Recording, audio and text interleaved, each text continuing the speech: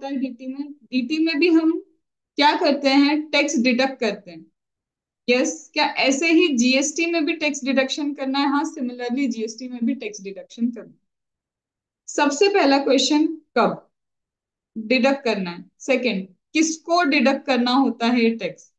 कब डिडक्ट करना है, किसको डिडक्ट करना है? थर्ड, कब डिडक्ट नहीं करना पड़ेगा? ऐसा भी एक टाइम आएगा कि बोलेंगे नहीं नहीं, इन चीजों पे तो आप टैक्स डिडक्शन मत करो। तो एक चीज बताओ, जो चीजें सप्लाई ही नहीं है, जो क्या है, सप्लाई नहीं है, या फिर जिसको शेड्यूल 3 में कवर किया है, या फिर जो मेगा एग्जेम्पशन पे अरे टैक्स लगेगा ही नहीं ना, तो जिन चीजों पे टैक्स नहीं लगेगा वहां पे तुम टीडीएस डिडक्ट कैसे करवा सकते हो? तो वो सारी चीजें क्या आएंगी, नो टीडीएस वाली। मैं थोड़ा सा फ्लो चेंज करके पढ़ा रही हूँ। तो पहले ही बता रही हूँ कि टीडीएस कहाँ नहीं लगेगा। वहां नहीं लगेगा जहाँ शेड्यूल नंबर 3 हो गया, वहां नहीं लगेगा जो सप्लाई नहीं है, वहां नहीं लगेगा जब मेगा एग्जाम्पशन है, जहाँ पे वैसे ही टैक्स नहीं लगना तो वहां टैक्स डिडक्शन कैसे होगा? लॉजिकल बात है कि नहीं? तो सबसे पहले अपन पता है क्या करते हैं, ऐसा कब होगा जब टीडीएस ही नहीं लगेगा। सबसे पहले आ रही है कि when you would not be liable to deduct TDS. तो सबसे पहले नो टीडीएस इफ, कोई टीडीएस नहीं होगा अगर ये सप्लाई क्या है मैम, एग्जेम्प्ट नेचर का सप्लाई है। तो जब सप्लाई एग्जेम्प्ट है तो किस बात का टीडीएस? तो ये हो गया मेरा पॉइंट नंबर 1, कि जब मेरा क्या है, सप्लाई एग्जेम्प्ट है। मैम जब कहीं ना कहीं गवर्नमेंट सामने आ जाए, मतलब मिनिस्ट्री ऑफ डिफेंस, गवर्नमेंट का है ना, मिनिस्ट्री ऑफ डिफेंस, इन लोगों के लिए हम बोलते हैं रहने दो, कोई टीडीएस डिडक्शन की जरूरत ही नहीं है। मैम जैसे डीटी में होता है ना स्लैब रेट, 2,50,000 तक कोई टैक्स नहीं लगेगा। यहाँ पे भी वही है कि अगर आपका वैल्यू ऑफ टैक्सेबल सप्लाई 2,50,000 तक है तो टीडीएस नहीं लगेगा। सेम। तो तीन चीजें अभी मैंने क्या पढ़ी, तीन चीजों में पढ़ा, एक तो एग्जाम सप्लाई हो, या मिनिस्ट्री ऑफ डिफेंस हो, या फिर 2,50,000 तक का आपका क्या है, टैक्सेबल सप्लाई है, तो टीडीएस रहने दो। ठीक है मैम, या फिर कोई ऐसे गुड्स हैं जिसपे जीएसटी लगता ही नहीं है, गुड्स जो जीएसटी ही नहीं लगता। 5 गुड्स किए थे ना अपन ने, जिन पे जीएसटी लगता ही नहीं है, तो जिसपे जीएसटी लगता नहीं उस पर टीडीएस कैसे डिडक्ट करोगे? इसको 2 मिनट रोक रही हूँ। फिर मैम ऐसे कोई ट्रांजेक्शन जो कहाँ कवर है, शेड्यूल 3 में। तुम समझ रहे हो कंटेक्स्ट? जहां लगता ही नहीं है जीएसटी तो तुम जीएसटी कैसे लगाओगे, तुम टीडीएस कैसे, टैक्स डिडक्ट ही कैसे करोगे जब टैक्स ही नहीं आता उस चीज के ऊपर? और क्या होगा मैम, इसको भी 2 मिनट के लिए रोक दिया, इसको भी रोका, ये भी रोक दिया। पहली चीज है समझ में, सिंपल सिंपल। सिंपल क्या था, एग्जेम्प्ट है, शेड्यूल 3 है, गुड्स ऐसे हैं जिसपे जीएसटी लगता ही नहीं है, मिनिस्ट्री ऑफ डिफेंस आ गया। इन सभी चीजों पे आपको क्या नहीं लगाना, टीडीएस का कॉन्सेप्ट ही नहीं लगाना, या फिर टैक्सेबल वैल्यू 2,50,000 हो तो भी कोई कॉन्सेप्ट नहीं आएगा यहाँ पे। डन? इसमें कोई डाउट पहले? अब हुआ क्या, 2017 की बात कर रही हूँ, जो ये अब रेलिवेंट नहीं है, पॉइंट सिर्फ समझाना है इसलिए मैं ये सारे पॉइंट्स तुमको समझा रही हूँ, ऑल टुगेदर कुछ भी रेलिवेंट नहीं है ये पॉइंट। मैम 2017 क्या हुआ था, 2017 में, 2017 में आया था मेरा जीएसटी, कब आया था, जुलाई में, राइट? जुलाई में इंप्लीमेंट हुआ था 2017 में जीएसटी। मैम हमारा इनवॉइस ना यहाँ पे बना, ठीक है, और पेमेंट कब हुआ, जीएसटी इंप्लीमेंट होने के बाद। जब मैम यहाँ पे इनवॉइस बना था ना तब टीडीएस का कॉन्सेप्ट था ही नहीं, जीएसटी नहीं था, जीएसटी के टीडीएस का कॉन्सेप्ट था ही नहीं। अब बाद में जब आप ये पेमेंट कलेक्ट कर रहे हो तो भी क्या नहीं लगेगा, क्योंकि इनवॉइस पहले ही बन गया था, तो टीडीएस का कॉन्सेप्ट नहीं है। वाइस वर्सा मैम, पेमेंट पहले ही मिल गया मुझे, इनवॉइस बाद में दिया, तब भी क्या हुआ, कोई चीज तो पहले हो चुकी है ना, तो टीडीएस का कोई कॉन्सेप्ट आएगा ही नहीं। अब ये कब की बात चल रही है, यहाँ की। तो क्या काम किया तुम्हें ये बात करने से? हो गया, 2017 का क्वेश्चन वो पूछेंगे नहीं आज 2023 के अंदर, 24 के अंदर। डन? या फिर मैम ऐसा हुआ, जब पता है 2017 के बाद जीएसटी भी आया था, टीडीएस का कॉन्सेप्ट उससे भी बाद में आया था। भले ही जीएसटी लग गया था, जीएसटी के बाद भी टीडीएस का कॉन्सेप्ट और बाद में आया था। तो मैम ऐसा देखो कि यहाँ पे इनवॉइस बन गया, टीडीएस का कॉन्सेप्ट यहाँ आया और पेमेंट बाद में हुआ, सेम जैसा मैं जीएसटी के लिए कर रही थी ना। मैम इनवॉइस यहाँ बना लेकिन पेमेंट टीडीएस कॉन्सेप्ट आने के बाद हुआ, या पेमेंट पहले हो गया इनवॉइस टीडीएस के कॉन्सेप्ट के बाद हुआ, इन बोथ द केसेस क्योंकि कुछ पहले हो चुका है तो हम क्या नहीं करेंगे, टीडीएस का कॉन्सेप्ट उनको मना करते कि मत लगाओ। आया समझ में? और ये दोनों ही पॉइंट्स तुम्हारे लिए कतई रेलिवेंट नहीं है, सिर्फ एक बार पढ़ के खत्म कर देना। ठीक है? तो ये जो मैंने छोड़े हैं ना सारे पॉइंट्स, ये डेट डेट लिखा है जहाँ पे, ये वाला डेट लिखा है, ये डेट लिखी है, ये डेट लिखी है, वो यही है सारे पॉइंट। तो कहाँ पे तुमको जीएसटी नहीं लेना है, एग्जेम्प्ट है, शेड्यूल 3 है, गुड्स पे लगता ही नहीं है, मिनिस्ट्री ऑफ डिफेंस है, 2.5 लाख तक का टैक्सेबल वैल्यू है, ये चीजों पे टीडीएस का कॉन्सेप्ट नहीं आएगा। डन? पहले पॉइंट डन। अब मैम टीडीएस का कॉन्सेप्ट कब आएगा? इतना समझ में आया कि जब 2.5 लाख से ऊपर वैल्यू होगी, बस इतना समझ में आया कि when my value will be more than 2,50,000 तब आप टीडीएस का कॉन्सेप्ट लगवाओगे। हाँ, कौन से सेक्शन में लगवाओगे? सेक्शन नंबर 51 में मैं तुमको बोलूंगी कि अगर वैल्यू ऑफ सप्लाई तुम्हारा क्या है, तुम्हारा value of supply greater than 2,50,000 है, और वैल्यू ऑफ सप्लाई मतलब taxable value of supply, exempt नहीं, एग्जाम्प्ट पे तो टीडीएस ही नहीं आएगा। When your taxable value of supply is more than 2,50,000 तब जाके तुम क्या करोगे, जीएसटी टीडीएस डिडक्ट करोगे। ठीक है? अब देखो, हम सप्लायर है, चाहे वो गुड्स का सप्लायर हो या सर्विस का सप्लायर हो, इसने रिसिपिएंट को क्या दिया, रिसिपिएंट को गुड्स या सर्विसेज सप्लाई कर दी। इसने रिसिपिएंट को क्या किया, गुड्स या फिर सर्विस क्या कर दी, सप्लाई कर दी। ठीक है? कितने की मैम? 10 लाख रुपीस की दी, जिसके ऊपर सपोज करते हैं 12% जीएसटी लगता है, मतलब 1,20,000 का जीएसटी लगेगा। मुझे ये बताओ, टीडीएस डिडक्शन करते वक्त सप्लायर टीडीएस डिडक्ट करता है या रिसिपिएंट टीडीएस डिडक्ट करता है? टैक्स डिडक्शन एट सोर्स में डिडक्टर कौन होता है? जो पे करता। जो पे करता है, रेसिपेंट। रिसिपिएंट। तो हम्म। यहाँ पे वही बोल रहा है कि मैम सबसे पहले ओवरऑल टैक्स तो लग रहा है 1,20,000, ठीक है, ओवरऑल टैक्स लग रहा है 1,20,000, लेकिन इसमें से मैंने अभी बताया नहीं तुमको कितना परसेंटेज पे टीडीएस होता है, बट एक बता रही हूँ, सपोज करो मैम 20,000 ही निकलता है, रिसिपेंट ने ले लिया 20,000, टैक्स डिडक्शन एट सोर्स। अब रिसिपेंट गवर्नमेंट को पे करेगा, दैट इज टीडीएस। मैम अभी भी लेकिन 1 लाख बचेगा ना इसमें से, वो 1 लाख कौन पे करेगा? Rest will be paid by supply. Concept समझ में? टीडीएस टैक्स का डिडक्शन कौन करेगा? रिसिपिएंट करेगा, जितना डिडक्ट करेगा गवर्नमेंट को पे करेगा, लेकिन बचा हुआ जो टैक्स का अमाउंट है वो सप्लायर जाके क्या करेगा, गवर्नमेंट को पे करके आ जाएगा। डन? अब मैम ये कौन लोग होते हैं ऐसे तेजस्वी जिनको कहा जाता है कि आप टीडीएस का डिडक्शन करो? पहले देखती हूँ मैं रेट पे नहीं आ रही अभी। पहले मैम किन लोगों को आप बोलोगे कि टीडीएस तुम डिडक्ट करो? तो वो सिर्फ गवर्नमेंट वाले ही हैं, सिर्फ गवर्नमेंट के लोगों को ही टैक्स डिडक्शन का कहा गया है। जैसे सेंट्रल गवर्नमेंट, स्टेट गवर्नमेंट, जैसे लोकल अथॉरिटी, जैसे कोई गवर्नमेंट एजेंसी, तुमको सुनाई सिर्फ क्या दे रहा है पता है? Government, government, government. चाहे वो सेंट्रल स्टेट गवर्नमेंट हो, उनको बोल सकते हैं कि टीडीएस डिडक्ट कर लो, लोकल अथॉरिटी को बोल सकते हैं, गवर्नमेंट एजेंसी को बोल सकते हैं, या फिर कोई पर्सन जिसको नोटिफाई किया। मैम नोटिफाई भी किसको किया पता है? कोई भी बोर्ड, कोई भी अथॉरिटी जिसको पार्लियामेंट के एक्ट में बनाया गया हो या स्टेट एक्ट में बनाया गया, फिर कौन हो गया? गवर्नमेंट।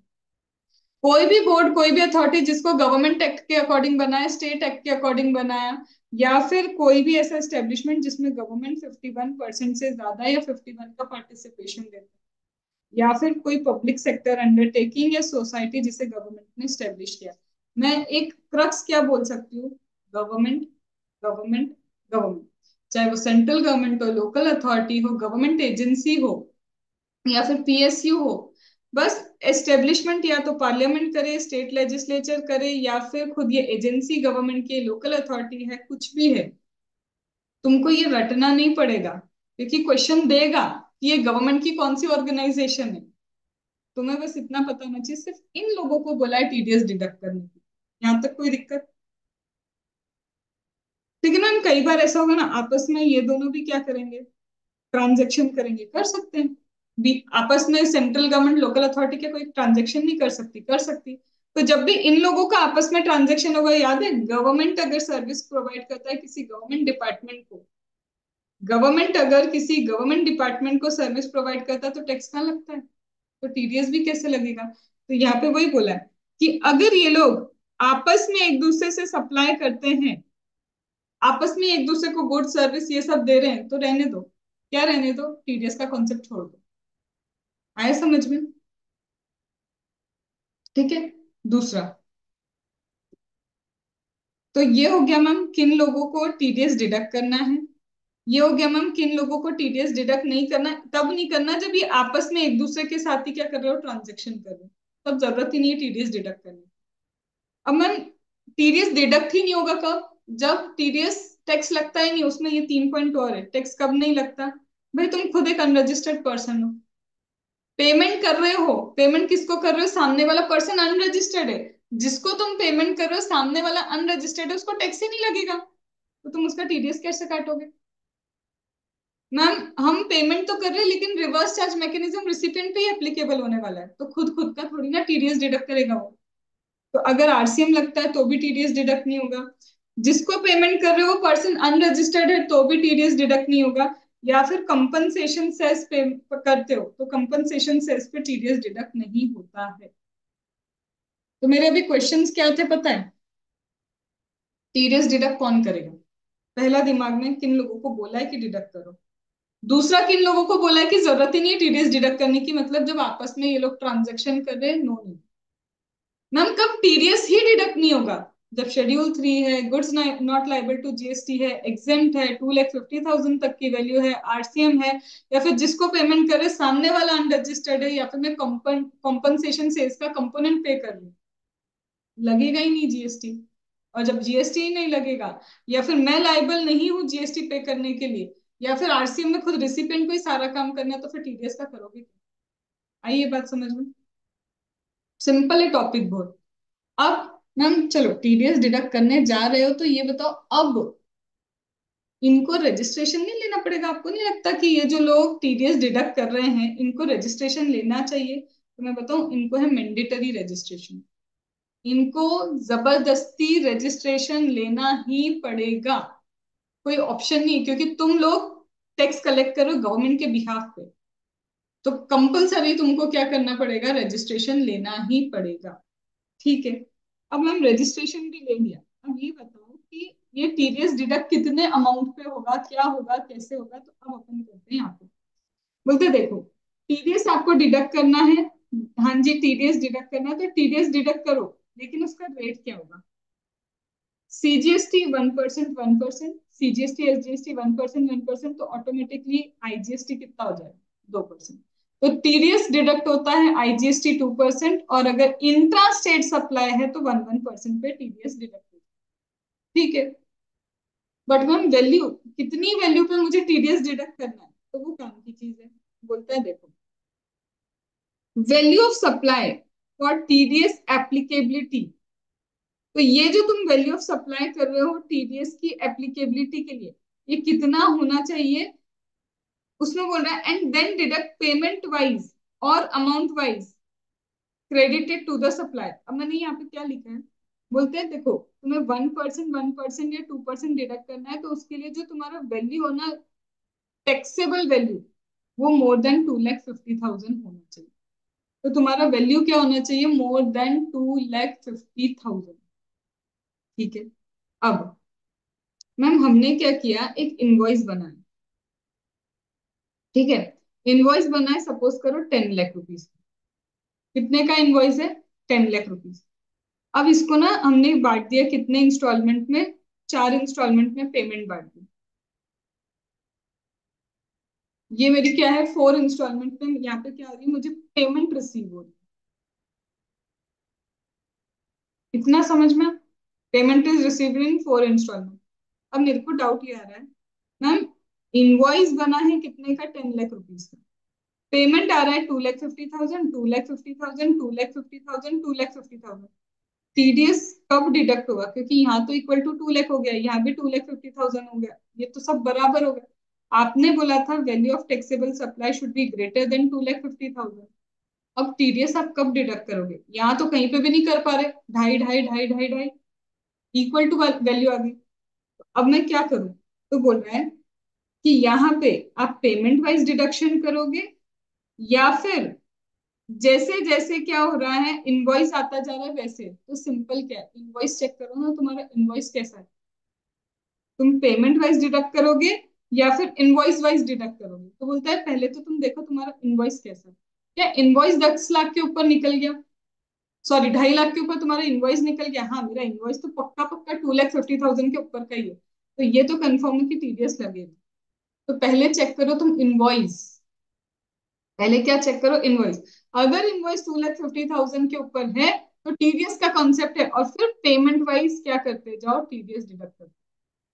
तो you have to go invoice wise. पहले इनवॉइस चेक करो, क्या इनवॉइस कहता है कि टीडीएस की एप्लीकेबिलिटी आएगी? अगर आएगी तो तुमको क्या करना है, इंस्टॉलमेंट जैसे जैसे पेमेंट आता जाए, पेमेंट आते आते आते आते क्या करते जाना है, टीडीएस का डिडक्शन करते। आया है बात समझ में? अब ये क्या लिखा है, ये एप्लीकेबिलिटी वगैरह की चीज है। उससे पहले अपन फिर से इधर आते हैं मैम। ये जो टीडीएस है, टीडीएस डिडक्ट कराना है, अगर 2,50,000 क्या है, वैल्यू है, क्या इस 2,50,000 की वैल्यू में आप जीएसटी इंक्लूड करोगे? 2,50,000 की वैल्यू चाहिए, तो इज दिस 2,50,000 का वैल्यू इंक्लूसिव ऑफ जीएसटी और एक्सक्लूडिंग द जीएसटी? तुमको क्या लगता है? एक्सक्लूडिंग। जीएसटी एक्सक्लूड करके वो वैल्यू देखो ना। तो बोलता है ये जो तुम 2,50,000 की वैल्यू देख रहे हो ना, it should be more than 2,50,000, तो टीडीएस आएगा, ये सही है। लेकिन डो नॉट इंक्लूड जीएसटी। हाँ, दूसरे जो टैक्स है वो इंक्लूड कर लो। कहीं ये तुम्हें समझ नहीं आ रही है वो क्या है? वैल्यू ऑफ सप्लाई में यही चीज तो लिख के दी थी तुमको कि जीएसटी हटा दो, बाकी सारे कोई टैक्सेस है तो इसको क्या कर लेना, तो इंक्लूड कर लेना। तो बाकी टैक्सेस इंक्लूड कर लिया हमने, जीएसटी को हटा दिया। आया? अब फिर से, कुछ लोगों को बोला है टीडीएस डिडक्ट करो, कुछ लोगों को बोला है मत करो। कुछ लोग, कुछ चीजें ये बताइए कि जब टीडीएस ही डिडक्ट नहीं होगा, फिर ये बताए कितने अमाउंट पे टीडीएस डिडक्ट होगा, फिर ये बताया कि रेट ऑफ टीडीएस क्या होगा। अब उसको इनवॉइस वाइज लोगे या पेमेंट वाइज लोगे, तो तुम्हें बताना है। ऐसे तो इनवॉइस चेक करेंगे, फिर पेमेंट जैसे जैसे आती जाएगी तो टीडीएस डिडक्ट होगा। उस वैल्यू में क्या मुझे जीएसटी लेना है? 2.5 लाख की वैल्यू जब हम कैलकुलेट कर रहे हैं, नहीं उसमें जीएसटी नहीं, बाकी कस्टम है, एक्साइज है, सारा वैल्यू ऑफ सप्लाई में क्या करो, इंक्लूड करो। यहाँ तक बात समझ में आई? अब मैम, आप देखो एक चीज, देखो ये जो 1,20,000 का टैक्स था, वो पे करना था किसको? एक्चुअल में सप्लाई की लाइबिलिटी को, मानते हो ना? This 1,20,000 was the liability of my supplier. हाँ, ये बात तो सही है। अब इसमें से मैम 20,000 पे करके कौन आया? रिसिपिएंट। हाँ, तो तुम्हें नहीं लगता ये जो 20,000 रिसिपिएंट ने पे किए, this should get reflected in the account of supplier only? Payment सिर्फ रिसिपिएंट करके आया, पर ये रिसिपिएंट पेमेंट करने के बाद सप्लायर के अकाउंट में रिफ्लेक्ट नहीं होना चाहिए कि इतना टैक्स पे हो चुका है? समझे मेरी ये बात? तो मैम अगर ये रिफ्लेक्ट होगा तो कहाँ होगा? तो तीन तरह के लेजर होते हैं, एक होता है कैश लेजर, एक होता है क्रेडिट लेजर, एक होता है लाइबिलिटी लेजर। तो ये जो तुम पे करके आए हो, हम ये तीसरी क्लास में करेंगे, कैश लेजर क्या होता है, क्रेडिट लेजर क्या होता है। तो जब भी तुम कैश पे करके आते हो, तो जीएसटी के कैश लेजर में ये क्या हो जाता है, रिफ्लेक्ट हो जाता है। और ये जो कैश पेमेंट है, इसको कैसे यूज कर सकते हो? कोई भी टैक्स पे करना है, कोई भी इंटरेस्ट है, फीस है, कुछ भी पे करना है, उसके लिए ये यूज होता है। मतलब ये था मैम मेरा रिसिपेंट, रिसिपेंट 20,000 रुपए गवर्नमेंट के अकाउंट में देके आया। तो मैम सप्लायर के लिए वो कहाँ शो होगा? उसके कैश लेजर में, कि तूने कैश लेजर में इतना अमाउंट भर दिया। अब कल चल के मैम सपोज करो सप्लायर को कोई इंटरेस्ट पे करना था, इसको गवर्नमेंट को, तो यूटिलाइज करते हो ना तुम, जैसे टैक्स के लिए यूटिलाइजेशन, ये आईटीसी ही तो है उसका, टैक्स क्रेडिट, क्रेडिट जैसा ही है। तो इसको कैसे कैसे यूज कर सकते हैं, किसी तरह का टैक्स पे करना, इंटरेस्ट पे करना, फीस पे करना, कोई भी अमाउंट पे करना, उसमें ये क्या कर सकता है, यूज कर सकता है। क्या ये इंपॉर्टेंट है? हाँ, ये छोटी सी चीज है बट ये क्वेश्चन में काम आती है। यहाँ तक बात समझ में आई? मैम कब तक पे करना है, जैसे रिसिपेंट ने तो टीडीएस डिडक्ट कर लिया, कब तक वो गवर्नमेंट को पे करेगा? 10th day from the end of the month, month and होने के बाद 10वें दिन तक उसको क्या करना है, गवर्नमेंट को पे करना है। आया समझ में? डन। पहले तो 2 मिनट का टाइम दे रही हूँ, मुझे सिर्फ ये लिख के दो कहाँ पे कोई टैक्स नहीं आएगा, फिर ये लिख के दो किन लोगों को टैक्स डिडक्ट करना है। सिर्फ दो चीजें, 2 to 3 minutes I am giving. किन लोगों को टीडीएस डिडक्ट करना है और कहाँ पे टीडीएस ही नहीं आएगा।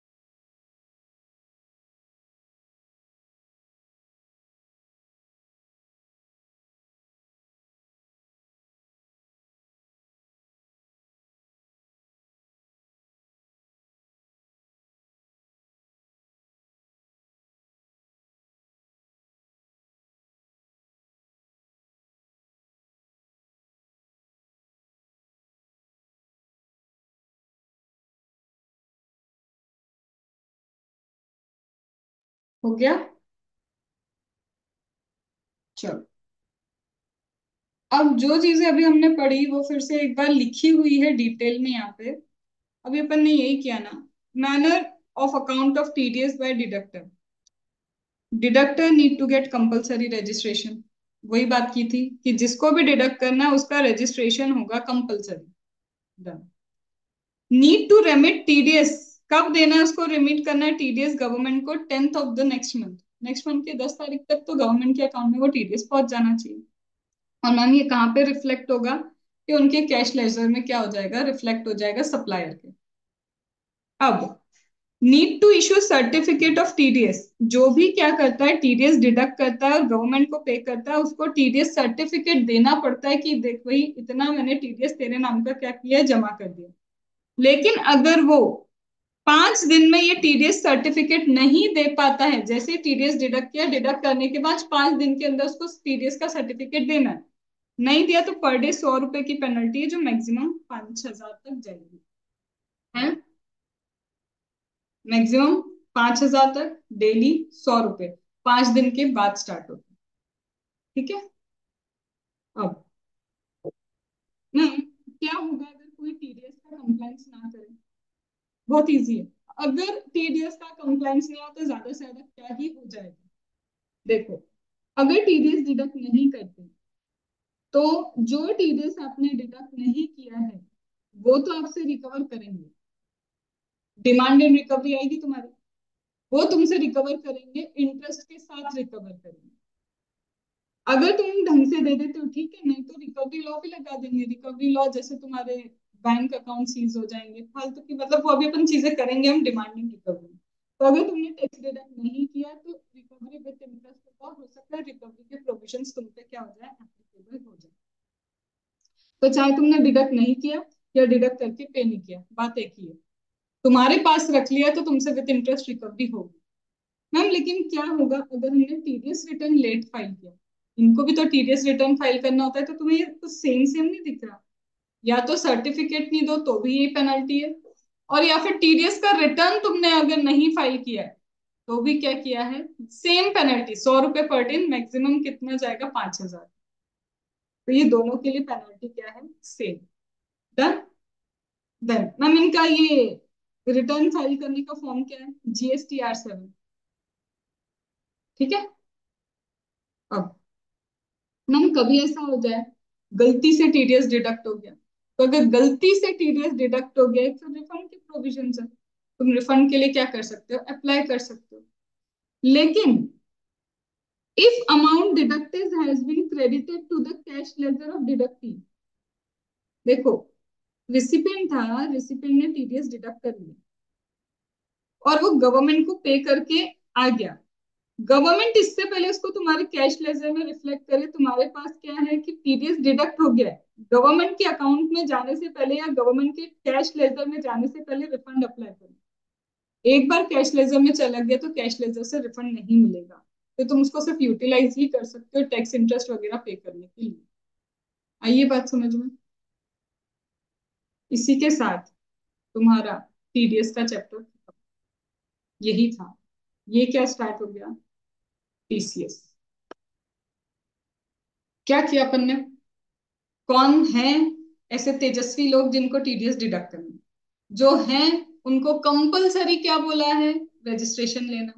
कब डिडक्ट करना है, 2,50,000 से ऊपर जब टैक्सेबल वैल्यू जाएगी। मतलब समझो मेरा एक एग्जांपल, मैम 10 लाख के आप गुड्स दे रहे हो, कितने के गुड्स दे रहे हो, 10 लाख रुपीस के गुड्स दे रहे हो, उस 10 लाख में से 8 लाख एग्जाम गुड्स है, इनवॉइस मेरा कितने का बना, 10 लाख रुपीस का बना, but out of that 10 lakh 8 lakh is exam, क्या तुम टीडीएस का प्रोविजन यहाँ लगाओगे, नहीं। वो बोल रहा है वैल्यू ऑफ टैक्सेबल गुड्स क्या होनी चाहिए, मोर देन 2,50,000 होनी चाहिए। क्या ये बात समझ में आई, ये बात समझ में। तो इनवॉइस देखते वक्त भी सिर्फ इनवॉइस का अमाउंट मत देखना है, इनवॉइस में टैक्सेबल वैल्यू 2,50,000 क्रॉस होनी चाहिए। हम कितना डिडक्ट करेंगे, CGST SGST 1% IGST would be 2%। फिर बोला है कि कुछ लोग जो भी डिडक्शन करेंगे उनको टीडीएस का सर्टिफिकेट देना पड़ेगा, कितने दिन में, डिडक्शन के 5 डेज के अंदर, नहीं देते तो पेनल्टी लगेगी। कितनी है, 100 रुपए पर डे, मैक्सिमम जाएगी 5,000 तक। मैम ऐसे ही अगर टीडीएस का रिटर्न आदिति लेट फाइल किया तो क्या होगा, तब भी 100 रुपीज पर डे, 5,000 तक। मैम हम तो डिडक्ट ही नहीं करते, डिडक्ट करके या तो पे नहीं करते, इंटरेस्ट लगेगा साथ में रिकवरी के साथ। ठीक है। फिर इसके बाद कुछ लोग ऐसे हैं जिनको मना ही कर दिया, आपस में ट्रांजेक्शन करो तो रहनी दो टीडीएस। और एक चीज क्या है, कुछ जगह पे टीडीएस ही नहीं लगेगा। यहाँ तक बात समझ में आई। अब सिर्फ एक प्रोविजन मेरा मैंने छोड़ के रखा है, छोटा सा है, लेकिन उसको मैं क्वेश्चन के साथ बताना ज्यादा प्रेफर करूंगी। फिर भी थोड़ा सा इसको यहाँ पे क्रक्स दे रही हूँ, क्योंकि इसके बाद तुम्हारा टीडीएस बचा ही नहीं, खत्म हो गया। जैसे क्या लिखा है मैम, सप्लायर एंड रिसिपिएंट अगर सेम स्टेट में, तुम भी जानते हो ना, सप्लायर भी वहां, रिसिपिएंट भी वहां, उसको बोलते हैं intra state supply. TDS deduct करते वक्त क्या आएगा, सीजीएसटी एसजीएसटी। ये पता है, इसमें कोई दिक्कत आई मैम? अगर सप्लायर और रेसिपिएंट की लोकेशन अलग जगह हो जाए तो भी टीडीएस लगेगा, लेकिन होगा आईजीएसटी। इसमें कोई दिक्कत है क्या कहीं से कहीं? लेकिन अब सप्लायर और प्लेस ऑफ सप्लाई, सप्लाई करने वाला and place of supply same state है, दोनों एक ही जगह है, लेकिन रिसिपिएंट किसी और स्टेट में। लेकिन रिसिपिएंट क्या है, किसी और स्टेट में, तब टीडीएस डिडक्ट नहीं हो सकता। ये क्या बोल रहे हो, ध्यान से। Supplier and place of supply दोनों एक ही जगह है, लेकिन रेसिपिएंट कहीं और है। क्या कहना क्या चाहते हो? तो टीडीएस नहीं होगा, कहना ये चाहते हो? देखो, मैं कौन हूं, मैंने अपने एम्प्लॉय को भेजा। मैं कौन हूँ, कंपनी, एक रजिस्टर्ड कंपनी, कहाँ पे है, पुणे में। ठीक है, मतलब मैं हूँ रिसिपिएंट, एक रजिस्टर्ड कंपनी, मैं कहाँ पे हूँ, पूना में। मैंने मेरे एम्प्लॉय को भेजा कहाँ पे, सिक्किम, कि जाके मीटिंग वीटिंग करके आओ। ठीक है, अब यहाँ पे हमने बुक किया क्या, होटल। होटल बुक किया मतलब एकोमोडेशन, राइट, एकोमोडेशन। और ये immovable property related, Priyanka video on चाहिए इस पॉइंट पे। ये जो इमूवेबल प्रॉपर्टी है, इस इमूवेबल प्रॉपर्टी से related, accommodation related to immovable property, वो इमूवेबल प्रॉपर्टी आता है ना, सर्विस।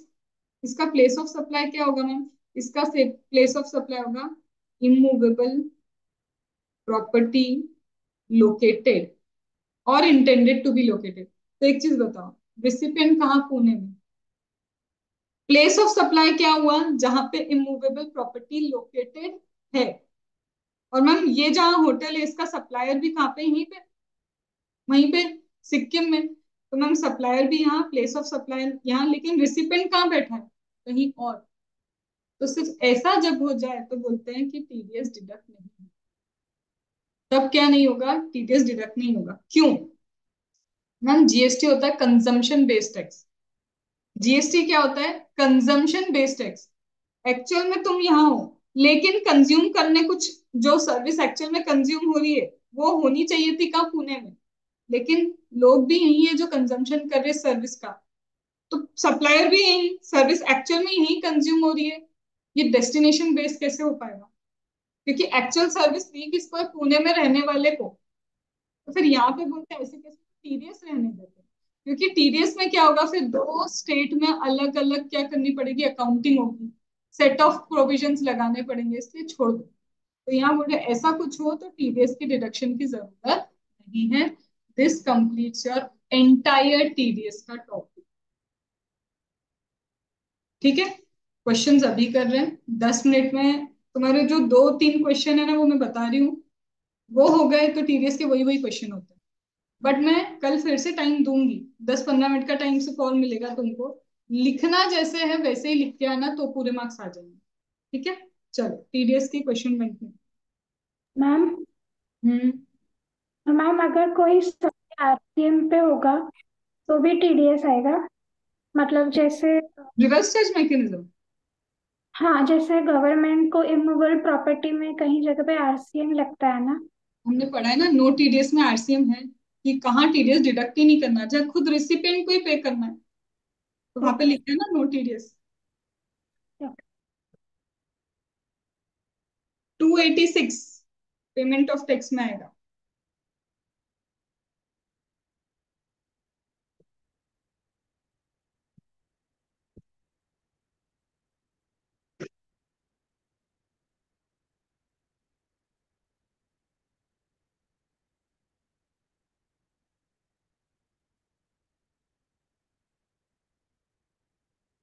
तो जो जो मैं टिक करवा रही हूँ सिर्फ वही करना है।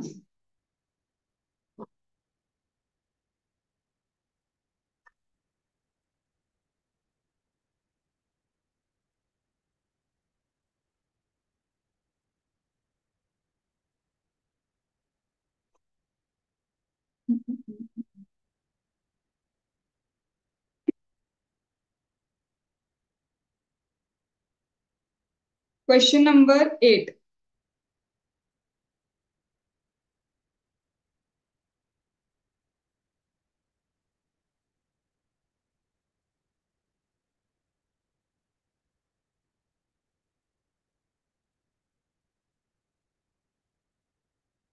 Question number 9।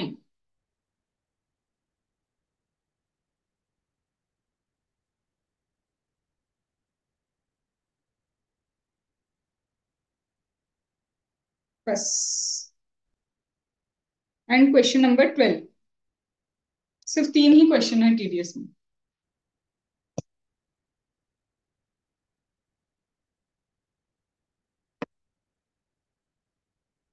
ठीक है।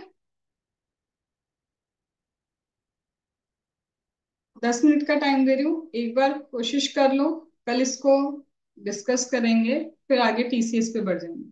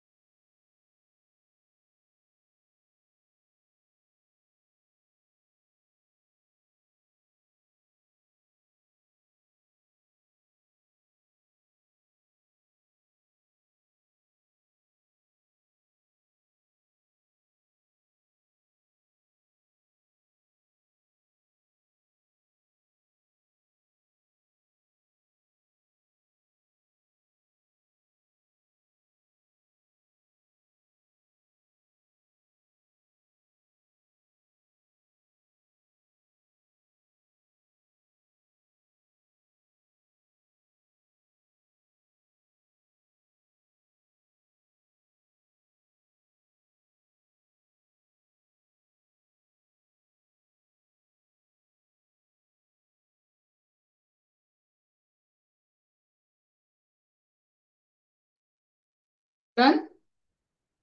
एक आध तो हुआ होगा, कुछ टफ था कि पता है कि इसमें टीडीएस डिडक्ट होता है? बोलो। तो ना, वो जो आप, कैसा? एक पॉइंट था ना, 243 डब्ल्यू वाला पॉइंट था ना, उसमें थोड़ा भूल गया था। इसमें था वो 240, 25% कंपोजिट वाला, वहां अब पे थोड़ा कंफ्यूज हुआ। हाँ। टीडीएस पे है तो तुमको एक चीज क्या समझ में आई? TDS is not only TDS, again it is about mega exemption, again it is about जो सप्लाई से तुम करते चले आ रहे हो। तो जब मैंने शुरुआत में क्या बोला था, एक ही चीज बोली थी ना, लिंकेज ही है पूरे आईडीटी में, इसीलिए उसको पहले मॉड्यूल 1 को कवर किया। अब जो हम कवर कर रहे हैं वो आईटीसी के हिसाब से कर रहे हैं। आईटीसी में क्या होगा पता है, ये सारी चीजें मिक्स होकर फिर क्वेश्चंस ऑफ आईटीसी बनते हैं, इसलिए आईटीसी का क्वेश्चन नंबर 1 होता है। ठीक है, तो ये 3 क्वेश्चन करके रखना, कल हम डिस्कशन करेंगे। फिर कल टीसीएस स्टार्ट होगा, और स्टार्ट होने से पहले खत्म भी हो जाएगा वो, क्योंकि वो टीडीएस से भी छोटा है। ठीक है, आई विल ट्राई कि उसमें ई कॉमर्स ऑपरेटर कंप्लीट हो जाए। हो सकता है मैं शाम को क्लास लूं, चांसेस हैं, क्योंकि मेरा 21, 22 एंड 23 को क्लास नहीं हो पाएगी 3 दिन। तो अगर मैं शाम को क्लास नहीं ले पाती तो मैं रिकॉर्डिंग प्रोवाइड करूंगी। मेरी इच्छा है लाइव लूं, बट इन केस अगर शाम को नहीं हो पाता तो फिर वो 3 दिन के लिए कुछ तो मैं तुम्हें रिकॉर्डिंग देके जाऊंगी। ठीक है। हम्म। ओके, और अगर शाम को ही तो तुमको दोपहर तक मैसेज आ जाएगा। और मैम